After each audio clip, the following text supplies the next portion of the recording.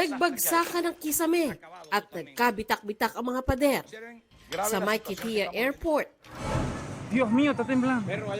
Pasado alas 6 ng gabi sa Venezuela, alas 6 naman ng umaga dito sa Pilipinas.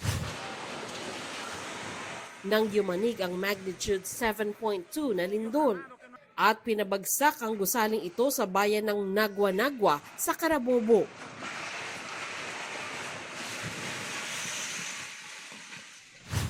Maya-maya pa sinundan niya ng mas malakas pang pagyanig na magnitude 7.5. Ang twin quake, pinakamalakas na lindol sa Venezuela sa loob ng mahigit 100 taon. Ayon sa United States Geological Survey o USGS, ang epicenter ng dalawang lindol parehong naitala sa bayan ng Yumare.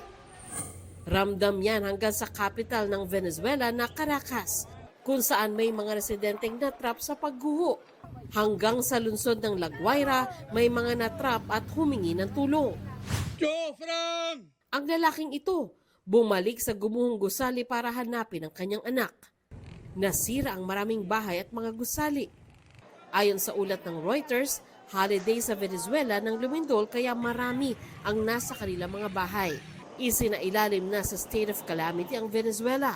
Si Pangulong Bongbong Marcos nagpaabot ng pakikiramay at simpatya sa mga taga-Venezuela. Ayon sa Department of Foreign Affairs, walang naitatalang Pilipinong nasaktan sa lindol sa ngayon. Pero patuloy ang monitoring sa mahigit 70 kababayan natin doon. Niyanig din na magnitude 6.9 na lindol ang northeast coast ng Japan. Kita sa mga kuha ng CCTV ang lakas niyan. Walang naitalang sugatan. Hindi rin nagtaas ng tsunami warning. Sandra Aguinaldo, GMA News.